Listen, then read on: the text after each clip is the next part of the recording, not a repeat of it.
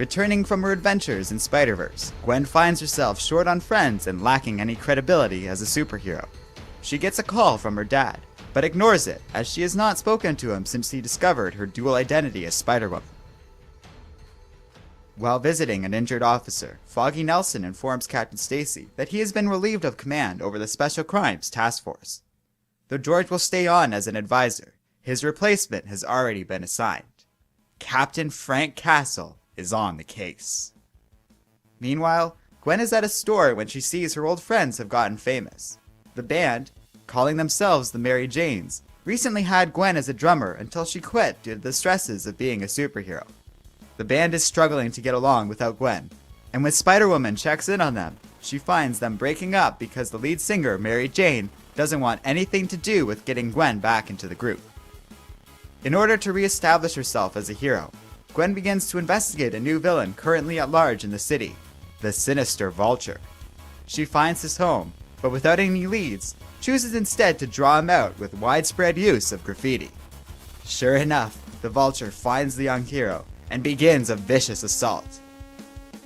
Gwen manages to snare him with a web, but the Vulture simply begins to fly away with the young girl in tow. Spider-Woman realizes she has made a critical mistake, and with the Vulture flying too far and too fast above ground, the villain cuts the web line, leaving Gwen to fall to almost certain death. On the ground, Spider-Woman has dropped her phone and is unable to hear her father calling once again. Thinking fast, the young hero is able to save her own life by using her webbing, which allows the girl to safely glide down to the ground. Though successful, Gwen accidentally knocks herself unconscious after crashing into a garbage dump. Waking up later, Gwen hears a voice and is shocked to discover none other than Peter Porker, also known as the Amazing Spider-Ham, who is standing right in front of her. Confused, as Spider-Ham does not belong to this universe, it soon becomes apparent that this is a hallucination likely triggered by her fall. Peter explains that this is the only version of him that Gwen can look at without feeling sick at the thought of her dead boyfriend. After realizing that she dropped her phone during her encounter with the Vulture, she soon panics, as every secret Spider-Woman has is on that phone. Sure enough, the police find her phone at the scene where Gwen first encountered the Vulture. Gwen's father, George Stacy, is there to investigate, and recognizes the phone and bag found there as his daughter's. Soon, George is questioned by detectives DeWolf and Frank Castle, who are quick to remind Stacy that they are the ones in charge of investigating this Spider-Woman. But Castle looks over this scene and says it is a dead end. They aren't really interested in finding Gwen, as Castle is only concerned about her apparent connection to the Kingpin. George points out that the Kingpin is in jail, but DeWolf and Castle aren't convinced the leader still isn't influencing the streets from behind bars. The two go to interrogate the prisoner, and as Stacy was the one who arrested the man in the first place, they bring him along too.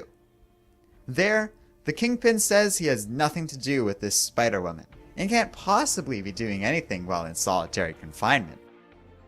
Frustrated, Frank Castle threatens to just save himself the hassle of due process and kill the Kingpin right here, until they are interrupted by a phone call. Matt Murdock, the Kingpin's lawyer, is on the other end of the line.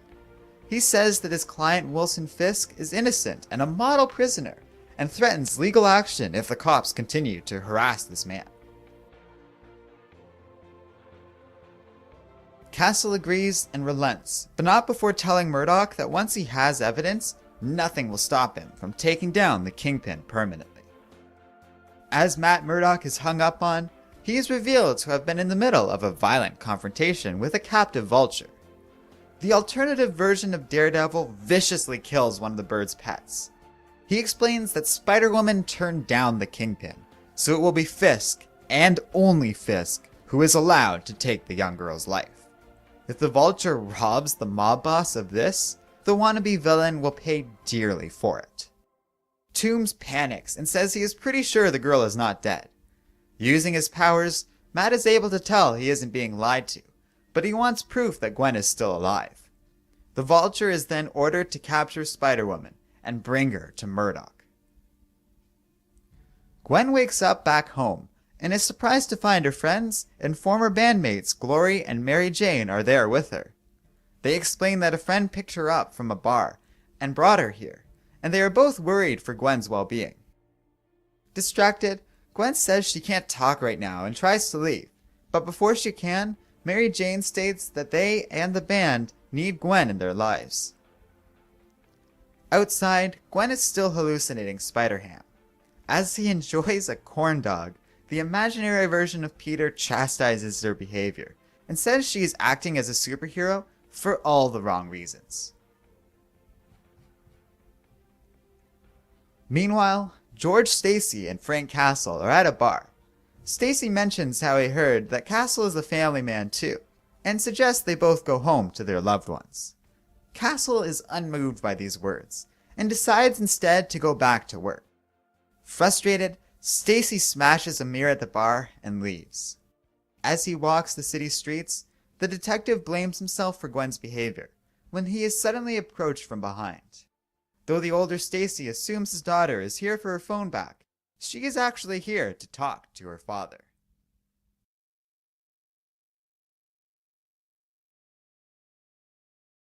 Every night, my dad rides the train home to Forest Hills, pressed elbow to elbow, face to face, with the people he protects, the people he serves.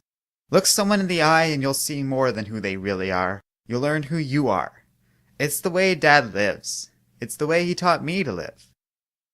So at times I can't help but wonder, what does he think when he looks at me?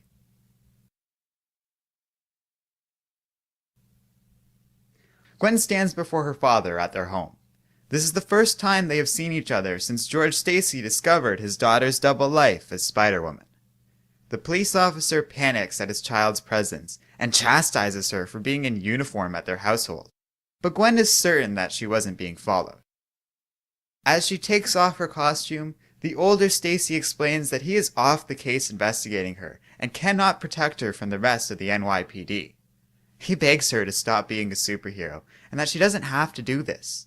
But the young woman is certain that he is wrong about this. Thinking back to how Peter Parker died in her arms, the girl is consumed by guilt.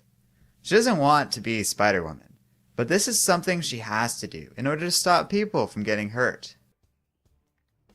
Suddenly, Gwen's spider sense activates and the Vulture bursts into the room. The villain knows that George Stacy is hiding something about Spider-Woman and has come for information. In the confusion, Gwen is able to slip back into costume and begins using household items to knock the Vulture around. But Adrian Toomes is far from defenseless and is releasing a Nerf gas into the home. Gwen begins to feel its effects and nearly collapses, while the Vulture rants about his superior prowess, until he is shot in the arm by George. Toomes flees, and though her father begs her not to leave, Gwen follows in close pursuit. In the city streets, Adrian has surrounded himself with gas and taken a police car, as his flight gear has been damaged. Before he can escape, Spider-Woman arrives and attacks the Vulture, but the gas is distorting her vision and fighting technique. In spite of this, the girl is able to overpower her enemy and knock him out. She stumbles away and tries to escape the gas, but the substance is making her weak. As she wanders through the toxic cloud, a silhouette emerges and Frank Castle appears before her, geared up and ready for combat. In spite of her vastly superior strength, Castle manages to electrocute the girl and knock her down. As he gets ready to kill her, he says he wants to look in her face and unmask Spider-Woman. When he sees that Gwen is just a young girl, he stops, shocked a person so young could be working with the Kingpin. Stacy manages to use this opportunity to escape, leaving the Vulture for the police and reprimanding herself for stupid and sloppy work. Back at the Stacy home, George is woken up by his neighbor, Ben Parker, who rescues the police officer from the toxic fumes. He reassures the neighbor that everything will be okay and takes him to the Parker home, while they are covertly observed by Gwen. As Ben tells George that everything will be alright, the girl enters Peter's old room, looking at her boyfriend's former things as she sits in despair.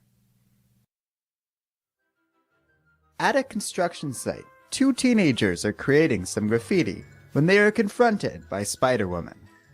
They manage to get paint on the hero's face, but nearly fall off the building in the process. Gwen saves the two and lectures the teens, but they brush her off. Giving up, Spider-Woman lets them go and leaves to visit her father, who is currently staying in the Parker home. She's reluctant to enter, as she hasn't been here since Peter died. Uncle Ben sees her outside and brings her in, welcoming the young girl warmly. He gives her some coffee in Gwen's favorite mug, while she looks through a scrapbook. The book belongs to Aunt May, and collects hundreds of articles surrounding the circumstances of Peter's death. Gwen is distraught at seeing this, until Aunt May finds her. Distressed, the young girl tries to leave, but May stops her. They sit down, and Aunt May consoles the young woman. It's okay. They can get through this together. May explains that her scrapbook is a collection not concerning Peter's death, but Spider-Woman's role in all of this. May knew that from the moment the hero showed up, Peter was in love. Not with Spider-Woman, but with the idea of the hero. Peter loved the prospect of freedom and power that came along with being a superhero. Gwen's former companion was warm, sweet, and funny, but he was also bullied and beaten. He lived in his own head. May states that he just wasn't well and hadn't been for a long time. In her grief, Aunt May first blamed Spider-Woman for Peter's death, but now she isn't so sure. May saw something different in Spider-Woman's recent actions. She could tell the hero was trying to set things right, to make up for something she's done. Gwen is surprised that Aunt May thinks all this, and asks if she's sure. May says that she isn't, but the only thing that she does know is that Peter is as much a part of them as they were a part of him. If they want the love they have for him to live on, then it's up to them to keep on living. Gwen goes to a concert where she is confronted by her friend, Glory. Although Gwen is still not sure about her place in this world, Glory gives her a set of drumsticks. As much as the Mary Janes need Gwen, it's pretty clear that Stacy needs them more. So Gwen joins her friends in their band once again. At the police bureau, Detective DeWolf is surprised at the return of Frank Castle. He is injured, but by no means is he down for the count. It's time for them to get back to work.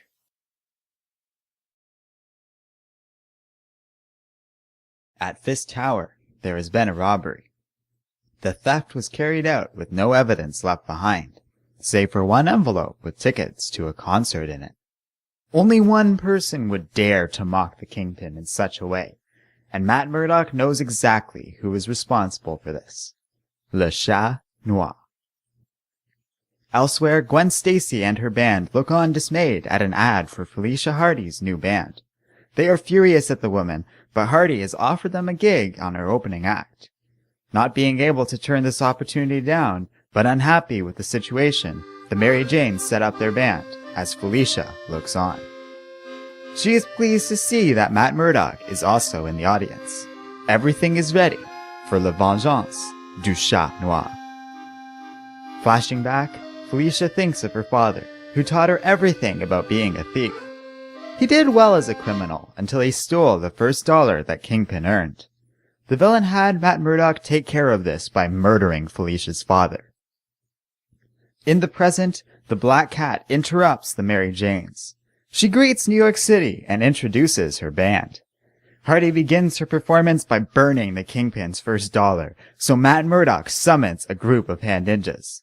They attack Felicia's band until Gwen Stacy is able to slip away and re-emerge as Spider-Woman.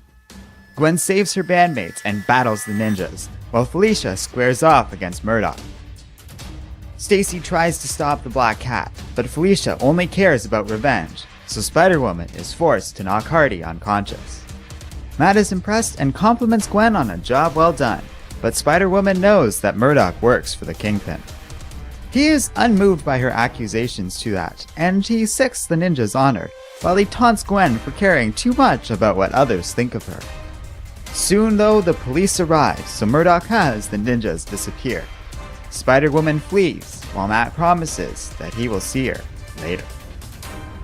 Back at the Stacy home, George is putting the place back together, as it is still badly damaged by the Vulture's earlier attack. Jean DeWolf comes by. She knows that George is somehow connected to Spider-Woman. But thinking back on their time together as younger police officers, she states that this visit isn't so she can put him on trial or harass the officer. She knows he's a good cop and only offers him a warning. Watch your back.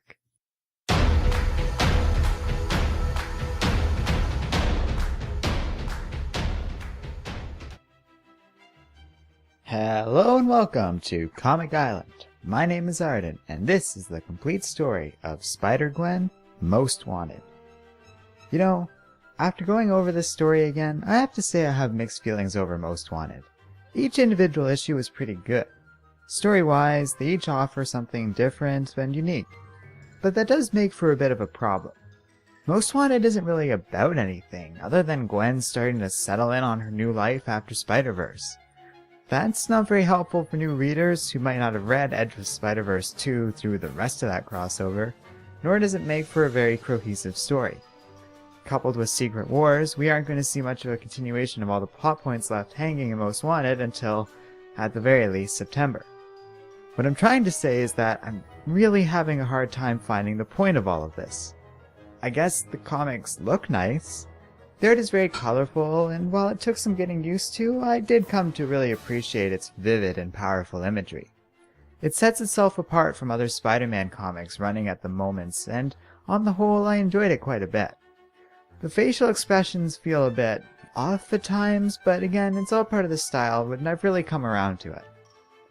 Gwen's not really going up against any one villain here, but I think I figured out what Most Wanted does right.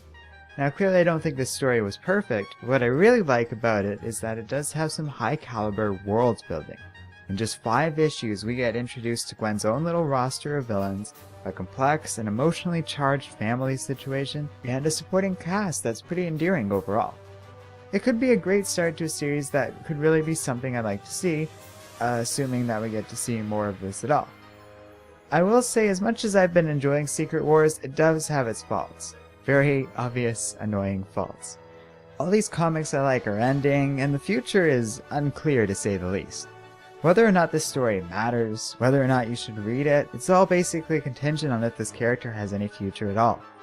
And I assume it will, but I don't know, I just have mixed feelings about this all. So, I hope you like this video, and as always, don't forget to like, subscribe, and keep reading comics.